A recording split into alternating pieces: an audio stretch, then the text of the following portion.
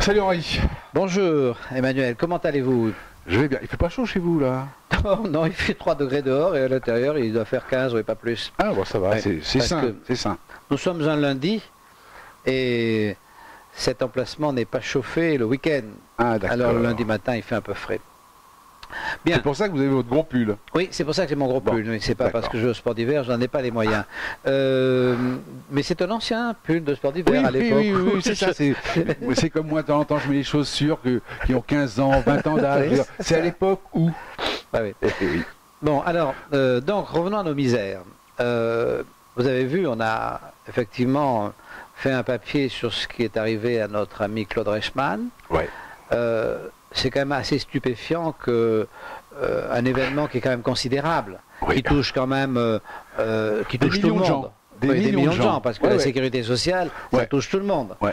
Hein, une démarche qui est une démarche saine, qui propose à la sécurité sociale, qui propose à l'assurance maladie d'introduire la notion de concurrence Ouais. pour avoir une compétition et avoir une prestation de meilleure qualité au moindre coût.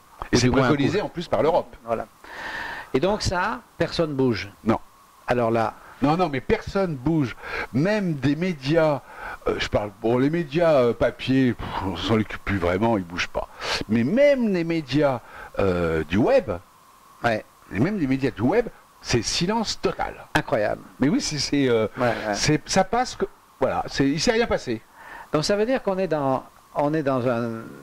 on est face à une croyance, on est face à une religion carrément.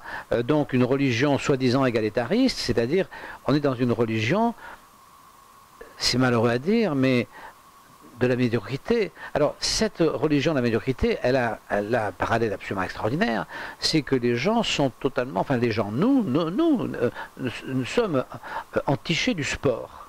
C'est-à-dire que là viennent de finir les JO. Les JO d'hiver, Corée, oui, hein, Corée. c'est formidable. Moi ce matin j'entendais à la radio en venant avec ma voiture Qu'ils allaient arriver. que c'était formidable, que les deux Corées s'étaient rapprochées, que par le sport, ben, ma foi, on peut régler beaucoup de problèmes, etc. Bien sûr. Or, quelle différence il y a Bien entre sûr. le sport et le reste de notre vie? C'est que dans le sport, ben, il y a la sélection, Oui, ah oui, c'est le meilleur qui gagne, oui, d'accord? oui, oui. Et puis, on s'appuie sur les exploits passés pour, c'est-à-dire projeter qu'on dans l'avenir. capitalise Ouais. ce qu'on a appris à faire pour aller plus loin. C'est-à-dire ce qui est la règle de toute vie. Et ça marche, et tout le monde est amoureux de ça. Et quand il s'agit de l'appliquer dans la vie de tous les jours, c'est-à-dire que si vous voulez, les gens n'hésitent pas à applaudir le sportif qui, nous, notre sportif, c'est un type de Perpignan, là, je ne sais pas ce qu'il fait, il tire avec des fusils et il court avec des skis. Ah, c'est Fourcade. Fourcade, voilà. Fourcade. Voilà. Donc c'est un, je crois charmant, un type Oui, oui, formidable. légèrement. Bon voilà, type formidable. Bon, mais il est formidable, mais qu'est-ce qui nous empêche de trouver... Il a été sélectionné parce qu'il était formidable. Oui. Il n'a pas été sélectionné parce qu'il était adhérent du parti machin, ou parce qu'il avait des copains. Non, il a été sélectionné parce qu'il était le meilleur. Alors nous, qu'est-ce qui nous empêche dans la vie de tous les jours de sélectionner les meilleurs, et puis finalement de les admirer, et puis finalement de leur permettre de développer notre société? Au lieu de ça, non, on prend les plus cons, les meilleurs, on les oblige à aller ailleurs. Oui. Quand ils font mine d'être les meilleurs, on leur prend tout ce qu'ils ont gagné, et puis on met en avant les plus cons. Et puis on trouve le sport formidable. Il y a un truc que je comprends pas. Enfin, c'est vraiment, c'est complètement désespérant. C'est désespérant. C'est désespérant parce que c'est donc pas quelque chose de naturel, puisque naturellement les gens vont vers le sport. Naturellement les gens aiment... Oui, mais les gens subissent un lavage de cerveau dans certains secteurs, mais depuis des décennies. Bon, donc vous n'aviez pas demandé à un nazi qui va dès l'école, qui subit un lavage de cerveau, une propagande intensive, de pas aimer Hitler. Voilà. Bon, et les bienfaits, entre parenthèses, du nazisme. Bon, et ben nous c'est pareil. Depuis 40 ans, 50 ans, il y a une propagande énorme qui fait que, semblant de rien, soi-disant, nous sommes libres, soi-disant, voilà. Et puis, mais on n'est souvent pas d'accord sur ce point-là. Moi, je ne pense pas que c'est la propagande qui fait les gens, je pense que c'est les gens qui font la propagande. Bon, je pense que les gens, enfin nous, la population, quand je dis les gens, je m'inclus dedans. Oui, mais maintenant ça s'autogère. Je pense que nous avons cette espèce de réflexe, par exemple, Neymar, il s'appelle. Oui, Neymar, ouais. Il s'abîme un peu la cheville. Oui, le Bon, pauvre. tout le monde est effondré. Voilà. Bon, mais je sais pas. J'ai versé une larme. Dassault vend pas son avion. Non.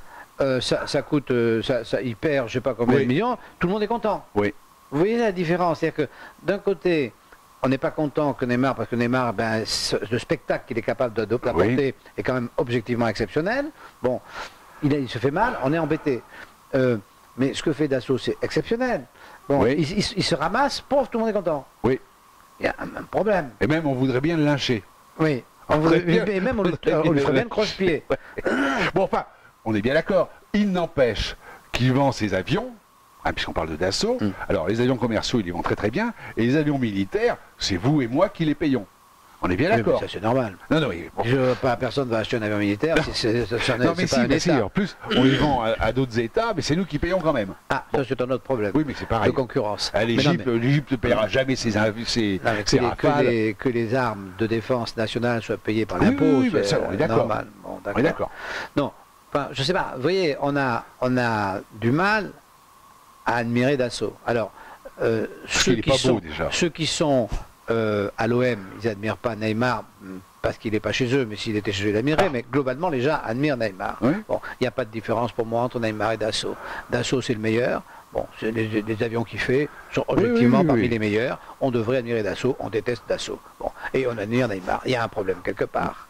Il y a un problème quelque part parce que, effectivement, on peut arriver à avoir des progrès dans le sport parce que la logique, c'est la sélection du meilleur, et puis après les autres, ben, ont une reconnaissance pour le meilleur. Le meilleur, il vous apporte quelque chose, le meilleur chirurgien, il vous apporte quelque chose, le meilleur fabricant de voitures, il vous apporte quelque chose, le meilleur, il vous apporte toujours quelque chose. Donc c'est un petit peu normal d'avoir envie d'avoir de la sympathie pour lui.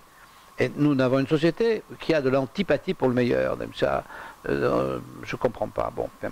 Alors, tout ça fait que on nous fait des reproches, pas des reproches trop forts, mais notre blog a quand même, effectivement, on a de plus en plus de gens qui viennent parce que c'est la souffrance qui les fait venir. Oui, alors ils nous disent, oui, mais voilà, c'est la souffrance. Ils nous disent, oui, vous ne faites pas assez de choses.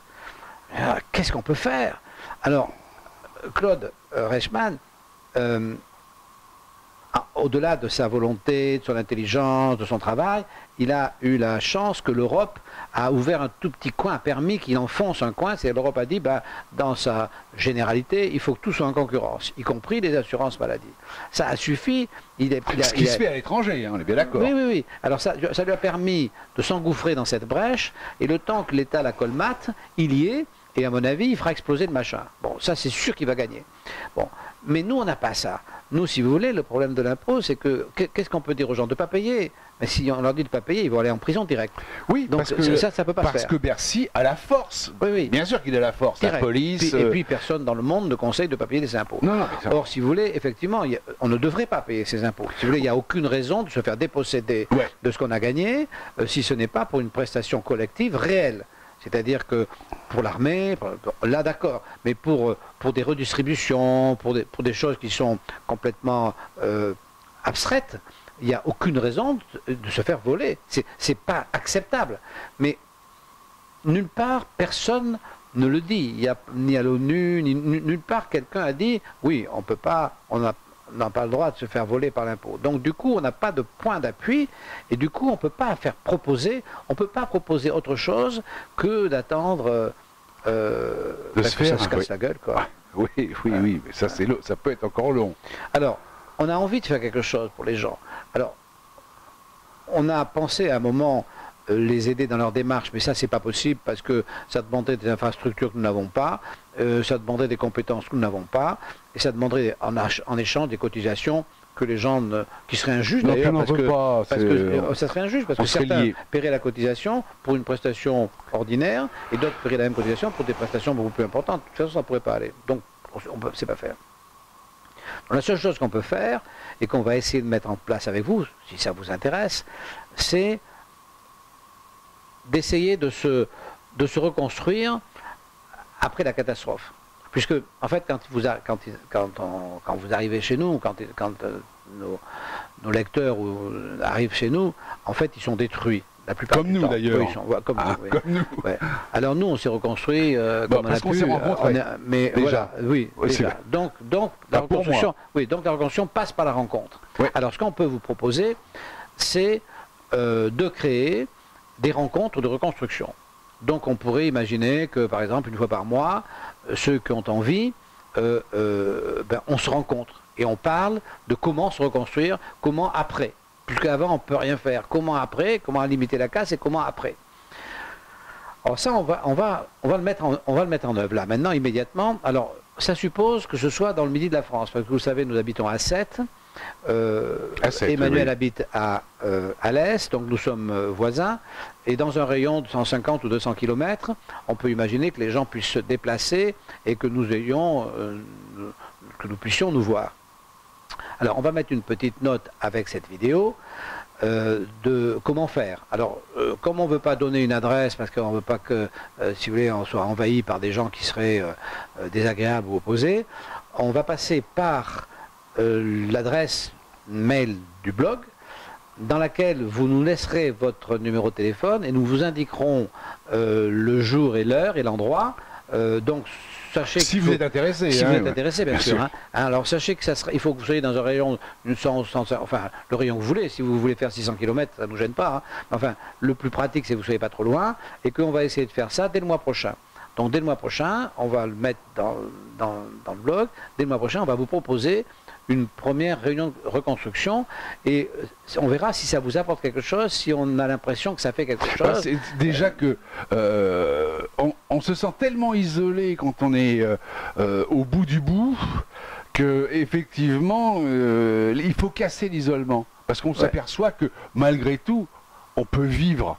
On peut vivre. Oui. Voilà. Et casser l'image. Voilà, il faut casser l'image parce qu'on finit par se dévaloriser. Parce que ce qu'il y a de dégueulasse dans cette affaire, excusez-moi du mot, c'est que on vous accuse d'être un voleur alors que c'est le voleur qui vous accuse. C'est ça qui est absolument fou, c'est que c'est le voleur qui vous accuse d'être un voleur. Pour pas, si vous voulez, c'est le type qui dit si tu veux pas me donner ton sac à main, t'es une salope. Voilà, parce que tu dois me donner mon sac à main, j'en ai besoin. Voilà. Donc, c'est pas possible. Donc ça. Pour casser ça, il faut quand même, quand on est tout seul, et souvent autour de soi, les gens... on est mort socialement. On est mort socialement. Voilà. Donc, voilà. Donc on va proposer ça. Je pense que c'est ce qu'on peut faire, puisqu'on nous demande qu'est-ce qu'on peut faire. En amont, je ne pense pas qu'on puisse objectivement tout de suite faire quelque chose. On suivra les événements, on verra. Mais par contre, après, on peut faire quelque chose et on peut essayer, effectivement... oui, il y a une vie possible, voilà. Voilà, c'est ça, il existe une vie après la mort. Oui, absolument. Ouais. Bien, voilà ce qu'on avait à vous dire. Ouais. Alors, on parle littérature. Moi, j'ai 2 livres à vous parler, dont je vais vous parler, qui sont, alors, 2 livres extraordinaires. Alors, il y en a un, ça s'appelle Le Cénotaphe de Newton. Alors, le Cénotaphe de Newton, c'est écrit par Dominique Panier. C'est un livre complètement merveilleux. C'est un livre merveilleux parce que c'est un livre qui... il est chez qui? Il est chez Gallimard. C'est un livre qui va vous parler de la dictature de l'Allemagne de l'Est, mais qui ne va pas vous en parler d'une manière... qui va vous en parler de manière affective. C'est-à-dire que cette dictature, vous allez avoir dans ce livre des gens qui finalement la vivent, la supportent, et c'est pas matériellement qu'ils sont contrariés, c'est dans leur affect profond. Et alors, le seul inconvénient de ce livre pour moi, c'est que ça se passe en Allemagne justement et en Autriche, et que les lieux, les noms, les personnages sont tous des lieux, des noms, personnages allemands ou autrichiens, comme c'est une langue que moi personnellement je ne maîtrise pas, et qui ça m'a déstabilisé, ça m'a désorienté dans l'espace. Mais c'est pas gênant, et c'est complètement extraordinaire. Là, vous verrez là le type de la Stasi qui pourrait être un inspecteur des impôts. Qui est un inspecteur des impôts. Ouais. Il finit par s'attacher, il finit par avoir un rapport presque charnel avec celui qui vérifie. C'est comme vous avec, comment il s'appelle Martino. Avec Martino, oui, qui ça, bientôt... Je sais pas Pierre, vous, après, vous allez finir par l'aimer, le complexe de Stockholm. Mais moi, je pense que là, je pense pas qu'il se passe grand-chose entre Martino et moi. Mais alors, et vous allez voir, je trouve, au point de vue humain, c'est vraiment... Ce livre est tout à fait passionnant. Donc, Le Cénotaphe de Newton, chez Gallimard, écrit par Dominique Panier, c'est ça? Aux lunettes. Oui, mes lunettes. Dominique Panier. Oui, c'est ça, Dominique Panier. Formidable, je vous le conseille vraiment. Et alors j'en ai un autre, qui est très très bien aussi, qui est de Philippe Génada. Alors ça c'est chez Julliard, ça s'appelle La Serpe. Alors La Serpe, c'est une enquête, de police, tout à fait passionnante, sur un fait divers réel, qui touche un homme qui s'appelle Henri Girard. Et alors le personnage, c'est pas n'importe qui. En fait, il est dans un château, ça se passe pendant la guerre de 40, il est dans un château avec sa famille, et le matin, son père, sa tante et leur employé de maison sont assassinés, et il n'y a que lui dans le château. Bon. Donc il est évidemment il est soupçonné fortement, et il est libéré à l'issue de son procès par un type qui s'appelle Maître Garçon, qui était un très grand avocat. Oui, Garçon, oui. Mais il se trouve que le personnage en question, c'est pour ça qu'il faut lire ce livre, le personnage en question, c'est pas n'importe qui, c'est l'auteur du Salaire de la peur. Voilà. Et donc, quand vous aurez lu ça, vous allez automatiquement acheter le bouquin Le Salaire de la peur. Salaire de la peur, et vous allez acheter en fait les œuvres complètes d'Henri Girard, qui sont pas un gros livre un peu comme ça. Et vous allez voir qu'il y a un moment absolument extraordinaire. Il y a une procédure, il y a un procès où il est pour la liberté de la presse, et dans une affaire qui est un peu délicate, puisqu'il a assisté à une réunion d'un garçon qui était pour que l'Algérie se libère, à un moment où il y avait la guerre d'Algérie. Donc quelque part, c'était un peu chaud. Et vous verrez ce procès, comment ça se passe, et c'est extrêmement contemporain, très très intéressant. Donc vous allez lire ça, bien sûr, hein, parce que vous allez nous écouter, vous allez lire ça, c'est très très très très intéressant. Et après, vous allez vous précipiter sur le bouquin complet, et vous allez voir sur que les ça a œuvres complètes. Ah oui, puis alors, toute l'expérience de cet homme en Amérique du Sud, c'est passionnant. Hein.